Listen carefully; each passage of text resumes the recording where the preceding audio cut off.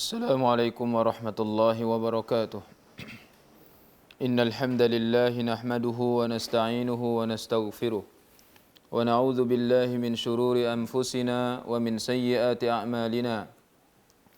من يهده الله فلا مضل له ومن يضلل فلا هادي له. أشهد أن لا إله إلا الله وحده لا شريك له وأشهد أن محمدا عبده ورسوله. يا أيها الذين آمنوا اتقوا الله حق تقاته ولا تموتن إلا وأنتم مسلمون. يا أيها الناس اتقوا ربكم الذي خلقكم من نفس واحدة وخلق منها زوجها وبث منهما رجالا كثيرا ونساء واتقوا الله الذي تساءلون به والأرحام إن الله كان عليكم رقيبا. يا أيها الذين آمنوا اتقوا الله وقولوا قولا سديدا يصلح لكم أعمالكم ويغفر لكم ذنوبكم ومن يطع الله ورسوله فقد فاز فوزا عظيما. أما بعد فإن أصدق الحديث كتاب الله وخير الهدي هدي محمد صلى الله عليه وسلم وشر الأمور محدثاتها وكل محدثة بدعة وكل بدعة ضلالة wa kullu dalalatin finnar. Muslimin muslimat yang dirahmati Allah Azza wa Jalla sekalian. Alhamdulillah, kita bersyukur kepada Allah Subhanahu wa taala kerana dapat lagi kita bertemu dalam perlis mengaji untuk kita teruskan pengajian kita berkaitan dengan kitab Al-Azkar yang disusun oleh Al-Imam An-Nawawi rahimahullahu taala. Yang mana pada malam ni kita sampai kepada bab, kata Imam An-Nawawi, babun ma yaqulu idza asabahu hammun aw huzunun. Bab yang membicarakan apa yang perlu diucapkan ataupun apa yang perlu dibaca apabila seseorang itu tertimpa kesusahan ataupun kesedihan. Jadi bila seseorang berada dalam suatu kesusahan, kesulitan, mengalami kesusahan dan kesulitan ataupun kesedihan, maka apa yang perlu dibaca, apa yang perlu dia berdoa kepada Allah Azza wa Jalla sesuai dengan sunnah dan tunjuk ataupun petunjuk Nabi SAW yang membimbing kita.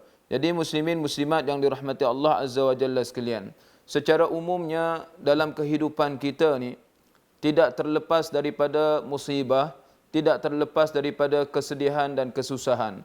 Maka sebagai seorang muslim, seorang mukmin yang sejati, dia perlu tahu bahawa segala sesuatu yang menimpanya itu dengan keizinan Allah Azza wa Jalla dan dengan kekuasaan Allah Subhanahu wa taala, maka tidak lain tidak bukan untuk berlepas daripada ataupun untuk selamat daripada kesusahan dan kesedihan tersebut ialah kembali kepada Allah Azza wa Jalla. Kembali kepada Allah Subhanahu wa taala, mudah-mudahan dengan amalan tersebut dia dapat keluar daripada kesedihan, kesusahan dan kesulitan tersebut. Jadi Nabi SAW adalah seorang rasul, seorang nabi, seorang insan yang sangat prihatin terhadap umatnya. Tidak ada sesuatu yang baik melainkan Nabi SAW ajarkan dan sampaikan kepada umatnya. Sebagaimana Nabi SAW ajarkan kita dalam doa-doa, apa sahaja doa yang berkaitan dengan kehidupan kita seharian. Maka salah satu petunjuk Nabi SAW dalam membimbing kita untuk mendapat kebaikan di dunia dan juga akhirat adalah mengajarkan kepada kita doa-doa yang sangat bagus lafaznya dan maknanya. Jadi kita sebagai umatnya haruslah kita ikut dan amalkan apa yang diajarkan oleh Nabi SAW. Terutamanya pada musim sekarang ni yang mana kita dilanda musibah yang besar, iaitu seperti mana kita maklum iaitu COVID-19 yang menimpa kita. Mudah-mudahan ini salah satu kesusahan dan kepayahan ataupun kesulitan yang kita berada di dalamnya. Dengan membaca doa-doa dan kita memohon kepada Allah Azza wa Jalla sesuai dengan petunjuk Nabi ini, mudah-mudahan Allah Subhanahu wa taala selamatkan kita. Tetapi malangnya apabila dalam keadaan yang sama ramai manusia yang mana dia keluar daripada ajaran Nabi SAW. Banyak doa-doa yang diajarkan oleh Nabi SAW, namun mereka tidak mau mempelajarinya, tidak mau mencarinya dalil yang sahih, ya, doa yang betul yang diajarkan oleh Nabi SAW, tetapi mereka mengadakan majlis-majlis doa yang lain yang tidak warid daripada Nabi SAW. Bahkan mereka mengagungkan doa-doa tersebut, kadang-kadang lafaznya mengandungi unsur-unsur syirik ataupun unsur-unsur yang khurafat pun ada. Oleh sebab itu, muslimin muslimat yang dirahmati Allah Azza wa Jalla sekalian, pada malam ni kita cuba tengok apa yang dibawakan oleh Al-Imam An-Nawawi rahimahullah dalam kitab beliau Al-Azkar ini, yang mana bab yang kita bacakan ini beliau akan kemukakan beberapa doa yang diajarkan oleh Nabi SAW melalui hadis-hadis yang sahih insya-Allah. Baik. Kata Al-Imam An-Nawawi rahimahullahu taala, ruwina fi kitab Ibn Sunni an Abi Musa Al-Asy'ari radhiyallahu anhu qala Rasulullah sallallahu alaihi wasallam, man asabahu hammun aw hazanun falyad'u bihadhihi al-kalimat yaqulu ana abduka ibnu abdik ibnu amatik fi qabdatika nasiyati biyadik madin fiyya hukmuk adlun fiyya qada'uk as'aluka bikulli ismin huwa lak sammayta bihi nafsak aw anzaltahu fi kitabik aw 'allamtahu ahadan min khalqik أو استأثرت به في علم الغيب عندك أن تجعل القرآن نور صدري وربيع قلبي وجلاء حزني وذهاب همي. فقال رجل من القوم يا رسول الله إن المغبون لمن غبن هؤلاء الكلمات. فقال أجل فقولوهن وعلموهن فإنه من قالهن التماس ما فيهن أذهب الله تعالى حزنه وأطال فرحه. Maksudnya, kata Imam An-Nawawi, telah diriwayatkan kepada kami dalam kitab Ibn As-Sunni rahimahullah daripada Abu Musa Al-Asy'ari radhiyallahu anhu, beliau berkata bahawa Rasulullah sallallahu alaihi wasallam bersabda, man asabahu hammun aw hazanun falyad'u bihadhil kalimat. Barang siapa yang mengalami kesusahan atau kesedihan, hendaklah ia berdoa dengan mengucapkan kalimah-kalimah berikut. Ini apabila dia ditimpa kesusahan ataupun kesedihan ataupun apa jua yang menyebabkan dia resah, gelisah, gundah gulana, maka hendaklah dia berdoa dengan doa seperti berikut. Apa lafaz doanya? Iaitu Allahumma inni abduka, ataupun Imam An-Nawawi membawa riwayat Ibnu Sunni ini, iaitu ana abduka ibnu abdik, ana abduka ibnu abdik ibnu amatik, yang bermaksud, ya Allah, aku adalah hamba-Mu, anak kepada hamba lelaki dan hamba perempuan-Mu. Diriku berada di dalam genggaman-Mu, ubun-ubunku berada di tangan-Mu. Hukum-Mu tertegak pada diriku, keadilan segalanya keputusan-Mu terhadap diriku. Aku memohon kepadamu dengan semua nama-nama-Mu yang Engkau namakan untuk diri-Mu, atau Engkau turunkan di dalam kitab-Mu, atau Engkau mengajarkannya kepada seseorang di antara makhluk-Mu, atau Engkau menyimpannya di dalam ilmu ghaib di sisi-Mu. Jadikanlah Al-Quran sebagai nur di dadaku, kebahagiaan di hatiku, penghapus kesedihanku dan pelenyap kesusahanku. Jadi itu doa yang kita baca, iaitu ana abduka ibnu abdik ibnu amatik fi qabdatika nasiyati biyadik madin fiyya hukmuk adlun fiyya qada'uk as'aluka bikulli ismin huwa lak sammaita bihi nafsak aw anzaltahu fi kitabik aw 'allamtahu ahadan min khalqik aw ista'tharta bihi fi 'ilmil ghaibi 'indak an taj'alal qur'ana nura sadri wa rabi'a qalbi wa jilaa huzni wa dhahaba hammi. Sampai di situ. Kemudian bila Rasulullah sallallahu alaihi wasallam bagi tahu ataupun ajarkan kepada para sahabat doa ini, salah seorang daripada mereka bertanya, wahai Rasulullah, sesungguhnya orang yang rugi adalah benar-benar orang yang tidak membaca doa tersebut. Ini dia berkata, wahai Rasulullah, kalau tak mau baca lagi doa tu memang benar-benar rugilah. Apa jawab Rasulullah? Rasulullah pun jawab, benar. Oleh itu ucapkanlah selalu doa tersebut dan ajarkanlah kepada orang lain. Sesungguhnya orang yang mendoa dengan doa ini kerana memohon apa yang terkandung di dalam inti doa tersebut, nescaya Allah Subhanahu wa taala akan menghilangkan kesedihannya dan memanjangkan kegembiraannya. Yani barang siapa yang dia memperbanyakkan bacaan doa ini, ya, dan dia minta apa yang terkandung dalam doa ini, iaitu apa yang dia minta, antaj'alal qur'ana nura sadri, jadikanlah Al-Quran itu sebagai cahaya di dalam dadaku, wa rabi'a qalbi, ya, kebahagiaan di dalam hatiku, wa jilaa huzni, penghapus segala kesedihanku, kesusahanku, wa dhahaba hammi, dan pelenyap segala kesusahan dan kesedihanku juga. Maka Rasulullah SAW kata apa? Fa innahu man qalahunna iltimasa ma fihinna. Sesungguhnya barang siapa yang membaca doa tersebut kerana dia bertujuan untuk memohon apa yang disebutkan di dalam doa ini, azhaballahu ta'ala huznah, Allah akan menghilangkan kesedihannya, wa atala farhah, dan Allah Subhanahu wa taala akan kurniakan kepada dia kegembiraan yang berpanjangan. Jadi muslimin muslimat yang dirahmati Allah Azza wa Jalla sekalian, dalam hadis ataupun dalam doa ada menyebut bahawa Nabi SAW bersabda, man asabahu hammun au hazanun, barang siapa yang tertimpa sesuatu kesusahan ataupun kesedihan, falyad'u bihadhil kalimat, maka hendaklah dia berdoa dengan doa ini, ataupun dia berdoa dengan kalimah-kalimah ini. Yani Rasulullah khususkan doa ini adalah khusus untuk seseorang yang tertimpa kesusahan dan kesedihan.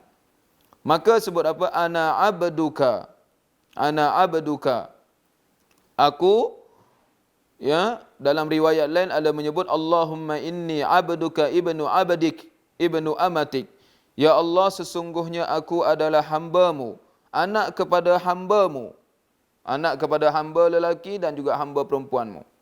Jadi di dalam doa ini, dalam ucapan Allahumma inni abduka, sesungguhnya aku adalah hambamu dan hamba kepada hamba kepada hambamu, ya, anak kepada hambamu dan anak kepada hamba perempuanmu. Kata para ulama, iaitu Ibnu Allan mengatakan i'tiraful abd bi annahu makhluqun lillahi ta'ala. Sudah tentu dia mengucap dengan kalimah tersebut, dia mengakui, mengiktiraf bahawa dia adalah hamba kepada Allah dan dia juga adalah makhluk yang Allah Subhanahu wa taala cipta. Allah memilikinya. Bukan itu saja, Allah juga memiliki kedua ibu bapanya. Bermula daripada kedua ibu bapa yang terdekat sehinggalah kedua ibu bapanya, iaitu Adam dan Hawa. Sehingga sampai ke Adam dan Hawa, semuanya itu adalah hamba kepada Allah dan makhluk Allah Subhanahu wa taala. Kerana Allah yang menciptakan mereka semua, Allah yang menguruskan urusan mereka, dan Allah yang mentadbir segala keperluan mereka. Tidak ada yang lain, ya, yang mereka perlu, yang tidak ada yang lain, maka dia tidak boleh berlepas daripada keperluannya kepada Allah Subhanahu wa taala walaupun sekelip mata. Maka tidak ada tempat untuk dia kembali meminta pertolongan, meminta perlindungan selain Allah Azza wa Jalla. Jadi kata para ulama, wa hadza fihi kamalut tadhallul. Dalam ucapan ini menunjukkan kesempurnaan tadhallul, yakni rendah diri, merendah diri kepada Allah Azza wa Jalla, dan al-i'tiraf bil ubudiyah, serta mengiktiraf kehambaan kepada Allah Subhanahu wa taala. Jadi merendahkan diri dan mengabdikan diri kepada Allah Subhanahu wa taala. Sebab itu dia tidak sekadar mengucap inni abduka, sesungguhnya aku adalah hambamu, bahkan dia tambah lagi ibnu abdika ibnu amatik, aku adalah hambamu dan anak kepada hamba-hambamu, anak kepada hamba-hambamu. Jadi di sini ada takkid yang mubalaghah dari segi bahasanya, yang mubalaghah, yang berlebih-lebihan, ya, dalam merendahkan diri dan mengabdikan diri kepada Allah Azza wa Jalla. Jadi di sinilah kata para ulama, iaitu Syekh Abdul Razak Al-Badar Wa hadha yadulluna ala ahammiyatil adiyah asy-syar'iyyah likamaliha fi alfadhiha wa ma'aniha. Ini menunjukkan bahawa sangat penting kita menitik beratkan doa-doa yang warid, ya, doa-doa yang diajarkan oleh Nabi SAW kerana kesempurnaan maknanya dan lafaznya, kesempurnaan lafaznya dan maknanya serta petunjuknya. Maka sangat-sangat penting. Sebab itu kita nak syarah satu-satu supaya kita baca tu faham apa maksud doa ini.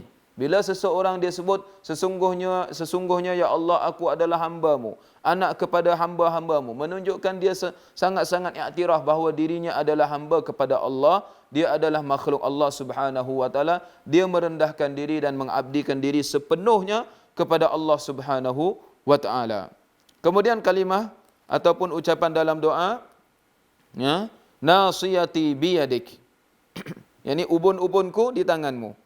Maksudnya ubun-ubun di sini iaitu menunjukkan jiwaku, diriku sepenuhnya berada di dalam genggamanmu, berada di bawah pentadbiranmu. Kamu Allah Azza wa Jalla nak ubah ke mana sahaja. Allah Subhanahu wa taala nak arahkan ke mana sahaja. Itu adalah dengan kehendak Allah Subhanahu wa taala. Sebab itu disebut yatasarrafu fihi kaifa yasha wa yahkumu fihi bima yurid la mu'aqqiba li hukmihi wala radda liqada'i. Maksudnya Allah Subhanahu wa taala nak menentukan apa sahaja atas diri kita ini sebagai hamba-Nya, sebagai makhluk-Nya. Dia menghukum, dia memutuskan apa sahaja dan menetapkan apa sahaja. Tak ada boleh mempertikaikan apa yang dia tentukan. Oleh sebab itu, seseorang tak boleh tak boleh tolak ketentuan Allah Azza wa Jalla, maka dia kena berserah diri dan meminta pertolongan dan perlindungan kepada Allah yang Maha Kuasa. Madin fiyya hukmuk. Ya, kita sebut madin fiyya hukmuk. Hukum hakammu berjalan di atasku. Jadi kata para ulama, di sini hukum hakam di sini ada dua. Al-hukmud dini asy-syar'i wal hukmul qadari wal kauni. Al-kauni, yaitu hukum syar'i ataupun dan hukum al-kauni. Hukum syar'i ini dua-duanya itu berjalan di atas hamba, ya. Sama ada hukum dari segi hukum, dua-dua hukum ni sama ada dia enggan ataupun dia menerima, berjalan di atas seseorang hamba tersebut, ya. Tetapi hukum kauni tak ada sesiapa boleh mengelaknya. Contoh hukum kauni, kalau Allah Azza wa Jalla nak timpakan dia kesusahan, maka dia tak boleh elak. Kalau Allah Subhanahu wa taala nak kurniakan dia kelebihan kebaikan, dia pun tak boleh menolak. Tak ada siapa yang boleh menolak. Maka itu dinamakan hukum kauni, iaitu berkaitan dengan qada dan qadar, ketentuan dan ketetapan Allah Azza wa Jalla. Adapun hukum asy-syar'i seperti hukum hakam perintah Allah Azza wa Jalla seperti ibadat, solat, puasa dan sebagainya, ada sebahagian manusia ataupun sebahagian hamba Allah Azza wa Jalla ini mereka menyalahi ataupun enggan untuk melaksanakan perintah Allah tersebut. Tetapi enggan melaksanakan perintah, sama ada dia melakukan perkara yang haram, yang dilarang, ataupun meninggalkan perkara yang diwajibkan ke atasnya. Tetapi enggannya untuk melaksanakan hukum syar'i ini, maka dia akan berdepan dengan musibah, berdepan dengan balasan ataupun hukuman yang Allah Subhanahu wa taala telah pun tetapkan. Sama ada Allah Subhanahu wa taala ampunkan dia ataupun Allah Subhanahu wa taala akan azabkan dia pada hari kiamat. Jadi semua hukum Allah Azza wa Jalla madhim fiyya hukmuk. Ya. Hukum hakammu berjalan di atasku. Akan berjalan. Enggan ataupun terima tetap berjalan. Itu hukum hakam Allah Azza wa Jalla. Ada dua tadi, iaitu kita sebut al-kauni al-qadari ataupun al-qadaril kauni asy-syar'i ad-dini. Ya. Dari segi hukum syarak dan juga hukum ketentuan Allah Azza wa Jalla, semuanya itu berjalan di atas setiap seseorang hamba, setiap manusia, ya, sama ada dia enggan ataupun dia terima. Baik. Kemudian adlum fiyya qada'uk, kalimah adlum fiyya qada'uk. Setiap keputusan yang engkau tetapkan itu adalah sangat adil bagiku. Di sini Nabi SAW mengucapkan kalimah ini, iqrarum minal abdi bi anna jami'a aqdiyatihi subhanahu wa ta'ala alaihi min kullil wujuh min kullil wujuh. Ini adalah sebagai pengakuan daripada seorang hamba bahawa setiap ketentuan yang Allah Subhanahu wa taala tetapkan atas seseorang itu adalah adil. Ya, setiap aspek dalam kehidupannya itu, sama ada dari segi kesihatan, ya, kesakitan, kaya ataupun miskin, kelazatan ataupun kesedihan, ya, kebahagiaan ataupun kesengsaraan, kehidupan ataupun kematian, ya, mendapat musibah ataupun terlepas daripada musibah. Semuanya itu adalah satu keadilan yang Allah Subhanahu wa taala tetapkan, bukan kezaliman.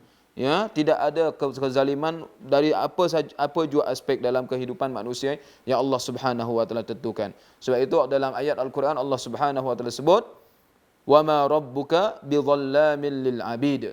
Tuhanmu tidak sama sekali berlaku zalim terhadap para hamba. Wa ma rabbuka bidhallamin lil 'abid. Tidak sama sekali Tuhan kamu melakukan kezaliman terhadap para hambanya. Jadi apa jua ketentuan Allah Azza wa Jalla, mendapat kebaikan atau mendapat keburukan ke atas seseorang hamba, mendapat kekayaan ataupun kefakiran, mendapat kesenangan ataupun kesengsaraan, semuanya itu adalah adil bagi seseorang hamba itu. Kerana mustahil Allah Subhanahu wa taala melakukan kezaliman terhadap para hambanya, sebagaimana Allah menafikan tentang dirinya, wa ma rabbuka bidhallamin lil 'abid. Bahkan dalam hadis kursi kata Allah Azza wa Jalla, inni haramtu adh-dhulma ala nafsi faja'altuhu bainakum muharrama fala tadhalamu. Sesungguhnya aku mengharamkan diri aku haramkan ke atas diri aku kezaliman dan aku menjadikan ia haram di antara kamu, maka janganlah kamu zalim menzalimi antara satu sama lain. Ya, perbuatan zalim itu adalah haram secara mutlak. Dan Allah tidak akan menzalimi. Jadi apa jua yang menimpa ke atas diri kita, daripada apa jua dalam kehidupan kita, kita kena mengetahui bahawa Allah tidak menzalimi sama sekali. Ini pengakuan daripada seorang hamba yang berdoa kepada Allah Subhanahu wa taala. Setelah itu, setelah dia mengaku tentang pengabdian dirinya kepada Allah Subhanahu wa taala, dia mengaku tentang hukum hakam Allah Subhanahu wa taala itu berjalan di atasnya, dia mengaku tentang ketentuan dan ketetapan Allah itu adalah adil, maka apa yang dia buat? As'aluka bikullis min huwa lak. Kemudian dia kata thumma syara'a fid du'a ba'da izhari ghayatit tadhallul wal khudu' li rabbih. Maka ketika itu barulah dia memulakan doanya setelah dia menzahirkan betapa rendah dirinya dia kepada Tuhannya itu. Dan inilah, kata para ulama, inilah antara adab seseorang apabila ia ingin memohon sesuatu, ya, memohon sesuatu. Dan inilah antara sebab yang paling tinggi untuk mendapat diperkenankan apa yang dia minta itu. Ya, apatah lagi yang diminta itu adalah Tuhan yang maha mulia, Tuhan yang maha murah, ataupun Tuhan yang maha kurniakan segala kebaikan, yaitu Allah Subhanahu wa taala. Maka tidak ada yang lebih mulia daripada Allah Subhanahu wa taala dalam mengurniakan apa jua yang diminta oleh seorang hamba kepadanya. Maka setelah dia mengiktirafkan ataupun memuji ataupun melakukan pelbagai pengakuan di atas, maka dia sebut as'aluka bikullis min huwa lak. Aku memohon kepadamu bikullis min, dengan setiap nama-nama huwalak yang engkau namakan untuk dirimu sendiri, wahai Tuhan. Iaitu aku bertawassul kepadamu dengan nama-nama yang engkau namakan untuk dirimu, iaitu dari nama-nama al-husna, nama-nama al-husna ini. Yani ini adalah salah satu bentuk tawassul. As'aluka bikullis min huwalak, iaitu aku memohon kepadamu dengan nama-nama yang engkau namakan untuk dirimu sendiri. Ini adalah antara peringkat tawassul yang paling tinggi, yang paling agung, iaitu seseorang itu bertawassul dengan nama Allah Azza wa Jalla, sebagaimana Allah perintahkan, walillahil asmaul husna fad'uuhu biha. Dan bagi Allah itu adalah nama-nama yang baik, nama-nama yang indah, maka berdoalah dengannya. Ini antara salah satu bentuk tawassul. Iaitu bentuk tawassul, iaitu kita bertawassul dengan nama-nama Allah yang al-husna, dan kita bertawassul dengan amalan yang soleh yang pernah kita lakukan, dan bertawassul dengan doa orang yang soleh yang masih hidup yang boleh mendoakan kita. Maka setelah itu disebutkan pula sammaita bihi nafsak. Sammaita bihi nafsak yang kau namakan dengannya untuk dirimu, iaitu ai akhtartahu li nafsika alladhi yaliqu bikamalika wa jalalik, iaitu yang engkau pilih untuk namakan dirimu dengannya yang layak dan layak bagimu dengan segala kesempurnaan dan keagungan. Au anzaltahu fi kitabik, ataupun nama-nama yang engkau turunkan di dalam kitab-kitabmu, di dalam kitabmu, yakni kitab yang kau turunkan kepada rasul-rasulmu, ke atas rasul-rasulmu yang dijadikan yang dibaca dengannya untuk mendapat ibadah, mendapat ganjaran, mendapat petunjuk daripadanya. Ya. Dan daripada nama-nama tersebut mereka memohon, ataupun para hamba-Mu memohon kepadamu dengan nama-nama tersebut, dan aku juga termasuk salah seorang yang memohon dengan nama-nama itu. Ataupun qauluhu au 'allamtahu ahadan min khalqik, ataupun nama yang engkau mengajar secara khusus kepada salah seorang daripada makhluk-makhluk yang engkau cipta, sama ada di kalangan para anbiya ataupun malaikat. Antaranya Nabi Muhammad sallallahu alaihi wasallam, sebagaimana sabit dalam hadis asy-syafa'ah, hadis syafa'atul uzma pada hari kiamat, yang mana hadis itu panjang, yang mana Nabi sallallahu alaihi wasallam sebut fa akhirru lahu sajidan fa ahmaduhu bimahamida lam yahmadhu biha ahadun kana qabli wa laysa yahmaduhu biha ahadun ba'di. Hadis dalam Sahih Muslim, iaitu Nabi sallallahu alaihi wasallam sebut, dan aku pun sujud kepadanya, yakni sujud kepada Allah Azza wa Jalla, dan aku memujinya dengan puji-pujian yang tidak ada seorang pun yang pernah memujinya dengan lafaz tersebut sebelum aku, dan tak ada juga yang pernah memujinya dengan lafaz tersebut setelah aku. Ini perkataan puji-pujian itu Allah Azza wa Jalla ajarkan kepada Nabi sallallahu alaihi wasallam secara khusus. Jadi di sini menunjukkan bahawa nama-nama Allah Azza wa Jalla ada yang nama itu diajarkan secara khusus kepada hamba-hambanya yang tertentu. Aw ista'tharta bihi fi ilmil ghaibi indak, ataupun nama yang Allah simpan di dalam ilmu ghaib di sisinya semata-mata. Ya, aw ista'tharta, ataupun nama yang engkau simpan di dalam ilmu ghaib di sisi engkau sahaja. Yakni yang dikhususkan oleh Allah Azza wa Jalla di ilmu ghaib. Tak ada seorang mengetahui tentang nama-nama tersebut. Jadi muslimin muslimat yang dirahmati Allah Azza wa Jalla sekalian, berdasarkan hadis ini ataupun lafaz doa ini, para ulama mengatakan bahawa nama-nama Allah Azza wa Jalla itu tidak terhitung dengan jumlah yang tertentu. Jadi ada 3 bahagian. Para ulama membahagikan kepada nama-nama Allah Al-Husna ni, Al-Asmaul Husna ini ada 3 bahagian. Yang pertama iaitu dipanggil qismun samma bihi nafsah fa azharahu liman syaa min anbiya'ihi wa rusulihi wa malaikatihi aw ghairihim wa lam yunazzalhu fi kitabih.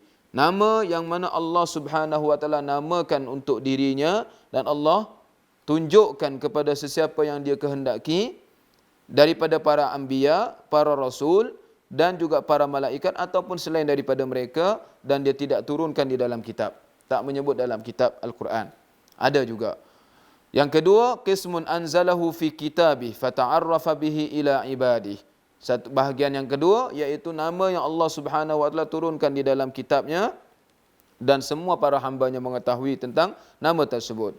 Yang ketiga, qismun ista'thara bihi fi ilmil ghaibi indah, iaitu Allah Subhanahu wa taala simpan nama itu di dalam ilmu ghaib di sisinya, yang tidak ada seorang pun yang mengetahuinya. Jadi ada tu. Cuma yang kita tahu makruf, nama yang sabit dalam hadis yang sahih yang kita tahu ialah 99 nama. Ya, 99 nama itu nama-nama Al-Asmaul Husna yang kita boleh berdoa dengannya dan kita boleh bertawassul dengannya. Tetapi kita kena ada keyakinan, i'tiqad kita berdasarkan hadis ini bahawa ada nama-nama Allah yang lain yang kita tidak mengetahui dengan tentangnya itu. Jadi poin yang paling penting dalam kita membaca hadis ini ataupun doa ini ialah bahawa dalam doa ini mengandungi tawassul kepada nama-nama Allah Al-Husna secara keseluruhannya. Secara keseluruhannya. Apa sahaja nama Allah. Sama ada 99 nama yang Allah ajarkan kepada semua makhluknya, yang Allah turunkan di dalam kitabnya, ataupun nama yang Allah simpan di dalam ilmu gaibnya di sisinya semata-mata. Sebab kita sebut daripada awal, iaitu Nabi ajarkan kepada kita, as'aluka bikullis min huwalak. Aku memohon dengan namamu, nama semua nama yang menjadi milikmu itu. Semua nama, aku memohon dengan semua nama yang menjadi milikmu. As'aluka bikullis min huwalak. Au anzaltahu fi kitabik, sampai tabihi nafsak, yang kau namakan untuk dirimu. Au anzaltahu fi kitabik, ataupun nama yang kau turunkan di dalam kitabmu. Au ista'sarta bihi fi ilmil ghaib bi'indak, ataupun nama yang engkau khususkan, yang kau simpan di dalam ilmu ghaib hanya di sisimu sahaja. Jadi menunjukkan bahawa dalam doa ini kita bertawassul dengan semua nama-nama yang ada di sisi Allah Azza wa Jalla. Nama-nama menjadi milik Allah Subhanahu wa ta'ala. Sebab itu muslimin muslimat yang dirahmati Allah Azza wa Jalla sekalian. Jadi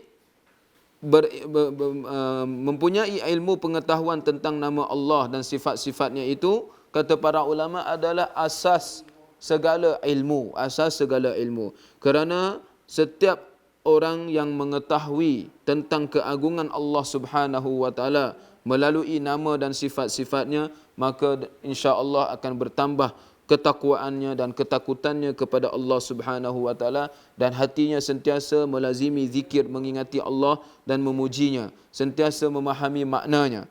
Maka sangat jauh daripada dirinya untuk melakukan perbuatan-perbuatan yang tidak sepatutnya, kerana dia memahami, mengetahui tentang nama-nama dan sifat-sifat Allah yang Maha Agung, yang Maha Mulia itu. Jadi, maka dengan itu, doa ini menunjukkan kita bertawassul dengan semua nama-nama Allah Azza wa Jalla. Bukan itu saja, kemudian bertawassul dengan ibadat-ibadat yang lain juga, iaitu dengan amalan-amalan yang saleh.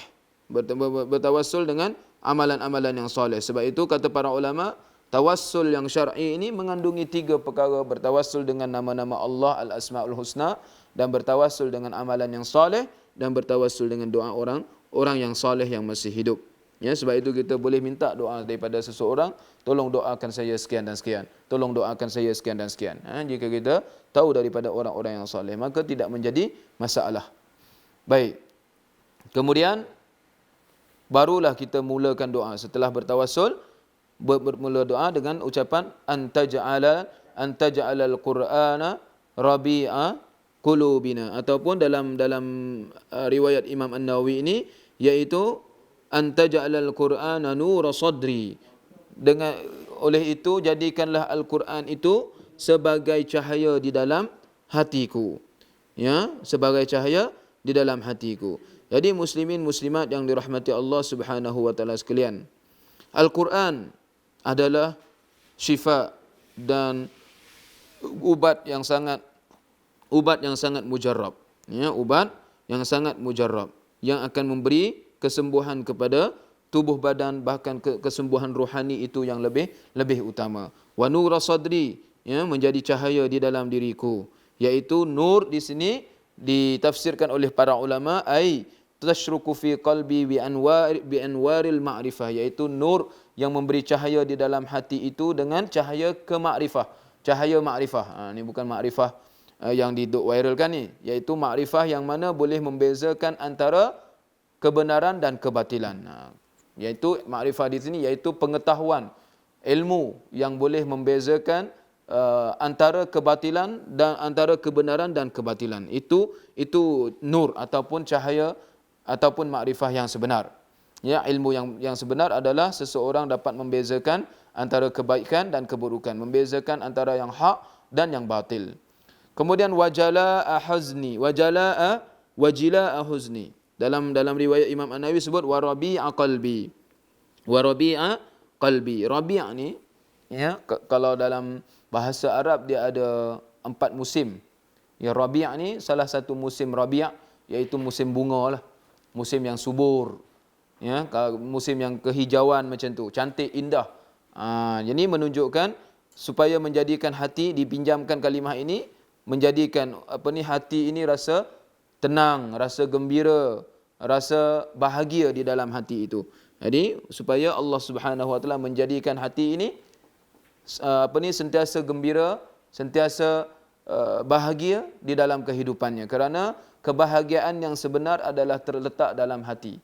Manusia ni bila hati dia senang, insya-Allah segalanya akan menjadi baik dalam hatinya. Tetapi kalau hati dia sempit, hati dia menjadi masalah, sedih, susah hati, ya, maka takut, semuanya itu akan menyebabkan dia tidak bahagia dalam kehidupannya. Jadi kebahagiaan yang sebenar, kebahagiaan yang hakiki adalah di dalam hati. Sebab itu kata Imam Syafi'i dalam bait syairnya, idza kunta dza qalbin qanu'in fa anta wa malikud dunya sawa'u. Kalau engkau mempunyai seketul hati yang qanaah, maka engkau dengan raja-raja dunia ni sama aja kehidupannya.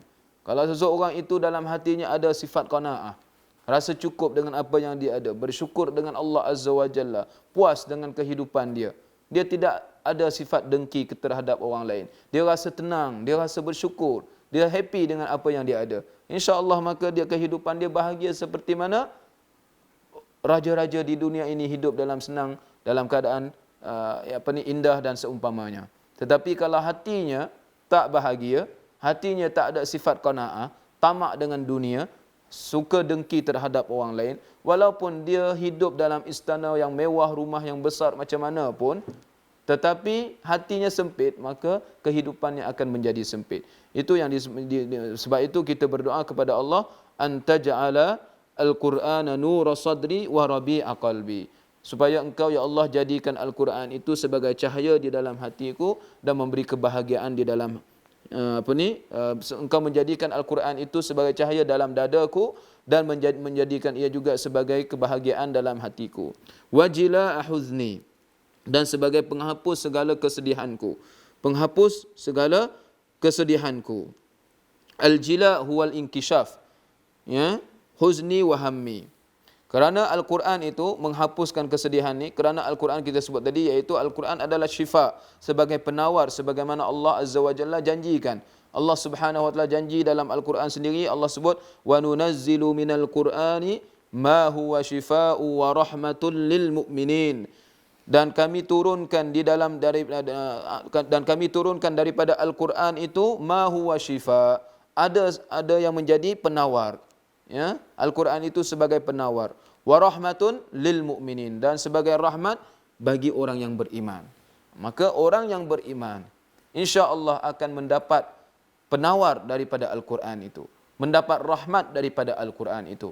Orang yang beriman, yang dimaksud beriman di sini adalah orang yang menjadi hamba kepada Allah dengan sepenuhnya, mengabdikan diri kepada Allah sebagaimana yang dia buat pengakuan pada atas tadi ni, di atas tadi, iaitu dalam doa yang kita bacakan tadi ni. Maka Al-Quran adalah memberi penawar, memberikan menjadi penawar baginya, dan juga memberikan rahmat kepadanya, kepada orang-orang yang beriman. Sebab itu Allah sebut dalam ayat yang lain, qul huwalilladzina amanu hudaw wa shifa. Katakanlah Al-Quran itu bagi orang-orang yang beriman itu adalah sebagai petunjuk dan juga sebagai penawar, sebagai syifa. Kerana Al-Quran itu adalah kalamullah, yang mana tidak ada setanding dengannya dengan sesuatu apapun.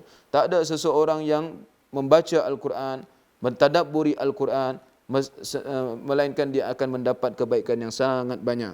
Al-Quran itu adalah sebaik-baik zikir yang boleh dibaca seseorang hamba. Al-Quran itu adalah sebaik-baik kalimah yang perlu seseorang itu mentadabburi.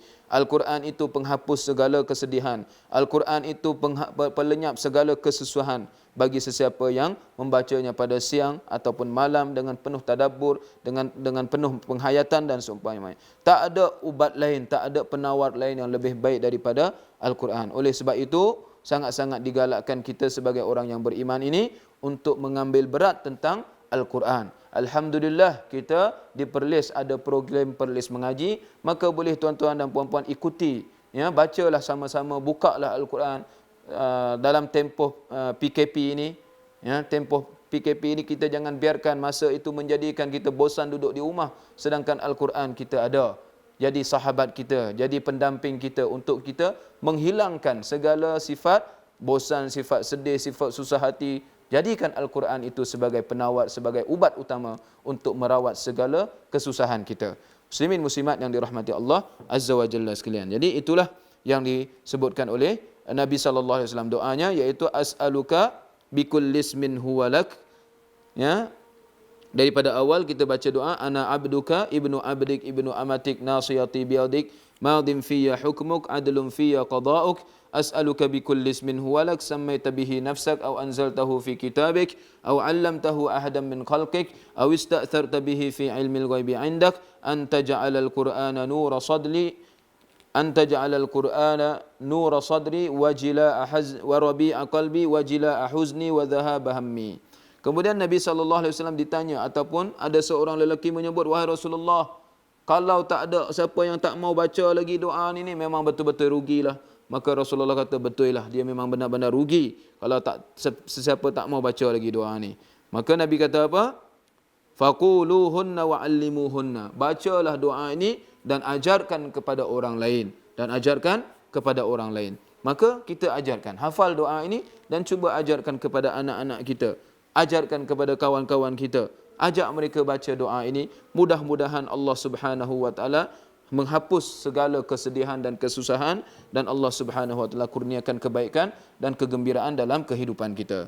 Seterusnya Imam An-Nawawi rahimahullahu taala bawa lagi satu bab, ya, saya masuk lagi satu bab insya-Allah. Yaitu kata beliau, babun ma yaquluhu idza waqa'a fi halakah. Bab yang membicarakan tentang doa ketika seseorang itu terjerumus dalam kebinasaan. Maksudnya tertimpa sesuatu yang membinasakan. Jadi ada doa yang diajarkan oleh Nabi sallallahu alaihi wasallam. Maka alhamdulillah dalam Islam doa ini disebutkan, sebahagian orang disebut ad-du'a'u silahul mu'min.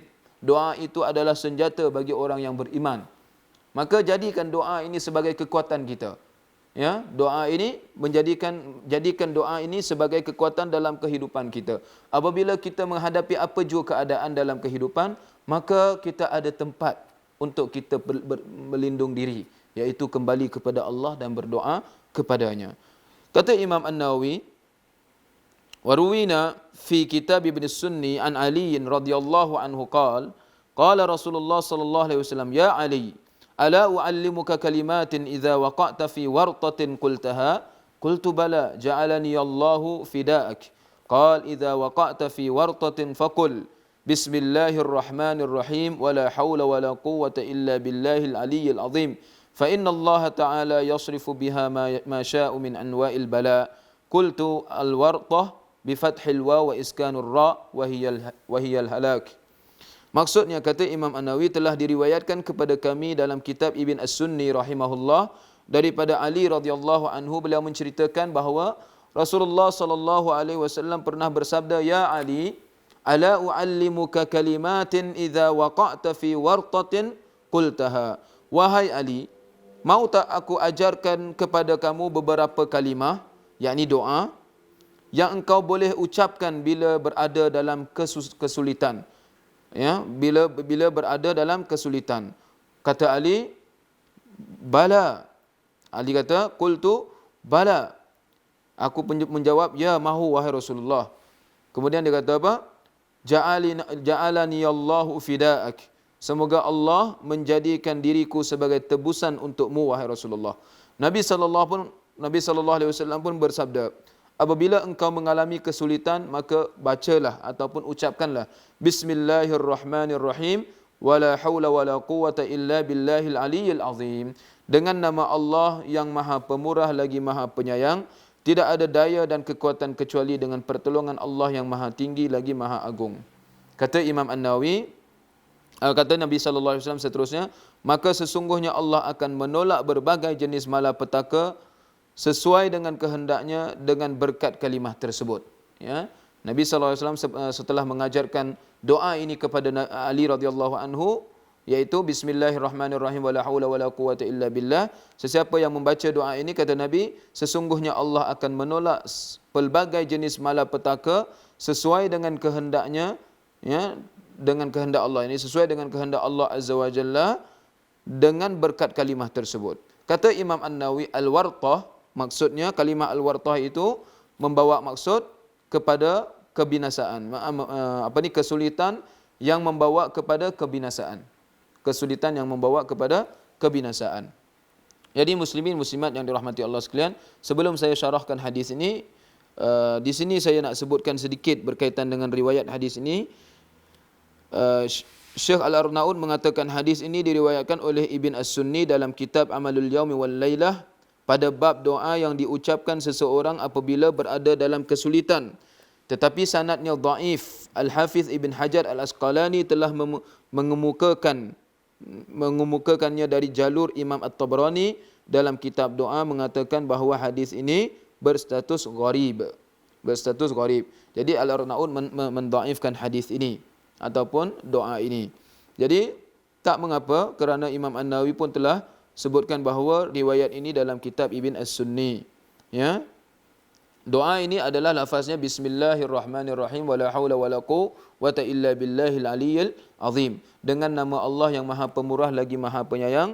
Wala haula wala quwwata, tidak ada daya dan kekuatan melainkan dengan pertolongan Allah yang Maha Tinggi lagi Maha Agung. Jadi lafaznya, doanya adalah maksudnya baik dan sangat-sangat mempunyai makna yang sangat tinggi. Ya, sangat keagungan, memuji kepada Allah Subhanahu wa taala. Dan kalimah la haula wala quwwata illa billah sabit dalam banyak hadis-hadis yang sahih. Nanti kita sebutkan ya. Perkataan Wartah, kata Nabi SAW kepada Ali, "Ya Ali, ala uallimuka kalimatin idza waqa'ta fi wartah qultaha." Wahai Ali, mau tak aku ajarkan kepada kamu kalimah-kalimah ataupun doa yang mana apabila kamu berada dalam situasi yang sangat merisaukan, yakni situasi yang sangat-sangat menyulitkan kamu sehingga boleh membawa kepada kebinasaan itu. Dalam hadis ini menunjukkan bahawa Nabi SAW sangat prihatin kepada para sahabatnya. Nabi tawarkan kepada Ali, nak tak doa? Nak tak doa ni? Nabi ajarkan free saja. Ya, Nabi ajarkan kepada Ali free saja, tak ada ambil charge apa-apa. Tetapi sekarang ni kalau kita pi jumpa Tok Bomo, nak minta doa ni, nak minta bacaan ni, nak minta sekian, dia buat satu tangkal. Kemudian ikatlah di tangan. Kemudian kena bayar sekian, kena buat sekian, ada pertukaran di situ. Sedangkan lafaz doa ni Nabi ajarkan kita supaya kita ni ajarkan kepada orang lain, supaya dia boleh baca dengan sendirinya. Tak perlu kita pi minta orang lain baca, tetapi kita sendiri yang berusaha untuk membacanya sebagaimana Nabi ajarkan kepada Ali, suruh Ali baca sendiri. Jadi Nabi kata, mau tak aku ajarkan satu kalimah ataupun satu doa yang mana bila kamu tertimpa sesuatu kesulitan yang boleh membawa kepada kebinasaan ni, kamu kena baca berdoa ni. Jadi al-wartah ni seperti mana yang disebutkan oleh Imam An-Nawawi, iaitu kesulitan yang membawa kepada kebinasaan. Tetapi kata Ibn Allan, qala fin nihayah al-wartah al-huwah al-amiqah fil ardi thumma istu'iran lin-nas idza waqa'u fi baliyah ya'surul makhraj minha. Kata Ibn Allan ketika mensyarahkan Al-Azkar ini, beliau kata dalam kitab An-Nihayah, ya, kitab An-Nihayah, kalimah al-wartah itu membawa maksud al-huwatu al-amiqah, iaitu jurang yang sangat dalam ataupun lubang yang sangat dalam fil ardi, dalam tanah tu. Kemudian dipinjamkan kalimah tersebut yang mana manusia menggunakannya dalam erti idza waqa'u fi baliyah, apabila seseorang itu terjerumus ataupun tertimpa sesuatu bala yang sangat susah untuk dia keluar daripada situasi tersebut. Jadi asal wartah ni jurang yang sangat dalam.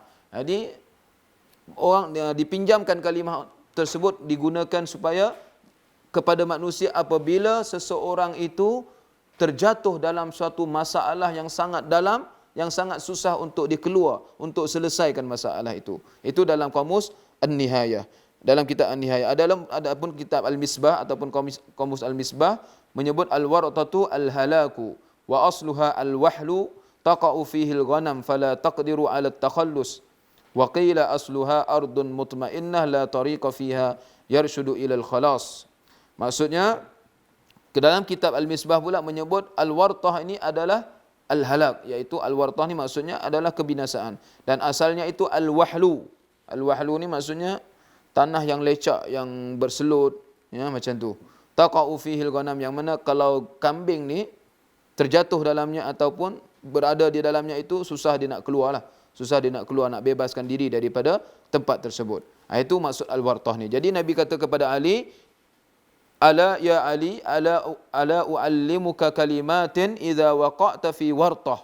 Wahai Ali, apabila nak tak aku ajarkan kamu satu kalimah yang mana apabila kamu terjatuh dalam al-wartah itu, qultaha, kamu boleh menyebut kalimah tersebut supaya kamu selamat daripada al-wartah itu. Jadi muslimin muslimat yang dirahmati Allah sekalian, kalimah bismillahirrahmanirrahim Nabi ajar, kita faham dah, iaitu bismillah, kalimah bismillah dengan nama Allah yang Maha Pemurah lagi Maha Penyayang. Adapun la haula wala quwwata illa billah, iaitu ia kalimah Islam dan menyerah diri sepenuhnya kepada Allah Azza wa Jalla dan membebaskan diri daripada segala kekuatan, segala keupayaan, melainkan kita serahkan kepada Allah Azza wa Jalla. Maka seseorang hamba itu tidak mampu, tidak memiliki apa jua kekuatan, apa jua upaya untuk selamatkan dirinya.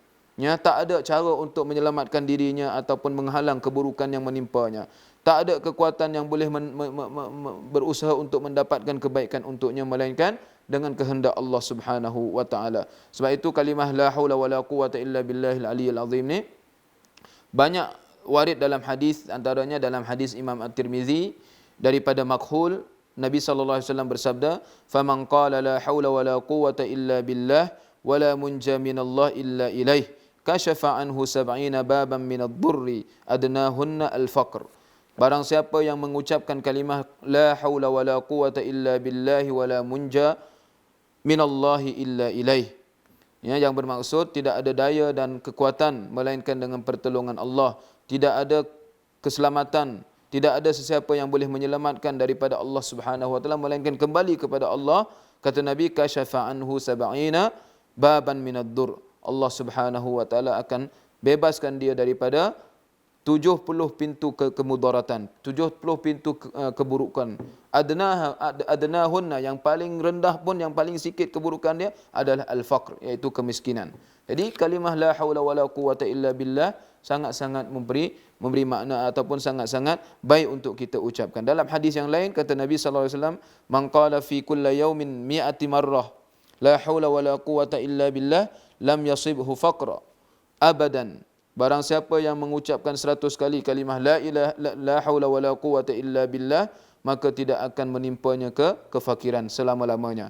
Dalam hadis Abu Hurairah pula kata Ibnu Allan yang disebutkan oleh Al-Hakim, kana dawa'u min 99 da aisaruha alham, qalahu At-Tirmizi, li'anna al-'abda idza qala la haula wala quwwata illa billah tabarra'a min al-asbab. Maksudnya kalimah la haula wala quwwata illa billah tu yang warid dalam hadis Al-Hakim, iaitu kalimah tersebut adalah ubat daripada 99 penyakit, ubat untuk merawat 99 penyakit. Yang paling mudah adalah kesusahan. Seperti mana yang disebutkan juga oleh Imam At-Tirmizi, kerana seseorang hamba apabila dia menyebut la haula wala quwwata illa billah, dia telah bebaskan dirinya daripada segala asbab, segala ikhtiar, dan dia hanya kembali kepada Allah Subhanahu wa taala, dan dia menyerah diri hanya kepada rahmat Allah Subhanahu wa taala. Oleh sebab itu apabila seseorang hamba bergantung sepenuhnya kepada Allah Subhanahu wa taala, nescaya Allah Subhanahu wa taala akan melindunginya dan Allah akan menjaganya, memeliharanya dan menyelamatkannya daripada segala keburukan dan segala kemudaratan. Oleh sebab itu muslimin muslimat yang dirahmati Allah Azza wa Jalla sekalian, kita sebagai umat Islam dituntut untuk kita mengabdikan diri kepada Allah sepanjang masa di mana sahaja kita berada, tak kira di dalam rumah, tak kira di luar rumah, tak kira ketika susah, tak kira ketika senang, kita sentiasa menjadi hamba kepada Allah Subhanahu wa taala, patuh dan taat kepada Allah Azza wa Jalla. Dan apabila kita ditimpa musibah, ditimpa kesusahan, maka jangan lupa kita berdoa kepada Allah dan kembali kepadanya dengan mengamalkan segala hukum hakamnya dan sunnah-sunnah Nabi-Nya sallallahu alaihi wasallam. Mudah-mudahan kita selamat daripada segala keburukan. Jadi setakat itu saja malam ni kita dapat dua doa, iaitu doa yang panjang, iaitu yang mana doa yang masyhur, Allahumma inni abduka ibnu abdik ibnu amatik nasiyati biyadik madin fiyya hukmuk adlun fiyya qada'uk nas'aluka Allahumma bikulli ismin huwa lak sammaita bihi nafsak aw anzaltahu fi kitabik aw 'allamtahu ahadan min khalqik aw ista'tharta bihi fi 'ilmil ghaibi 'indak an taj'alal qur'ana nura sadri wa rabi'a qalbi wa jilaa huzni wa dhahaba hammi. Dan doa yang kedua, bismillahirrahmanirrahim, la haula wala quwwata illa billahil aliyyil azim. Mudah-mudahan dengan membaca doa tersebut Allah Subhanahu wa taala menerima doa kita dan Allah tunaikan segala hajat kita, iaitu menghilangkan segala kesusahan, kesedihan dan keresahan yang menimpa kita. Sekian aku qauli hadza wa astaghfirullah li wa lakum. Subhanakallahumma wa bihamdik asyhadu an la ilaha illa anta astaghfiruka wa atubu ilaik. Wa sallallahu ala nabiyyina Muhammad wa ala alihi wa sahbihi wasallam. Wassalamu alaikum warahmatullahi wabarakatuh.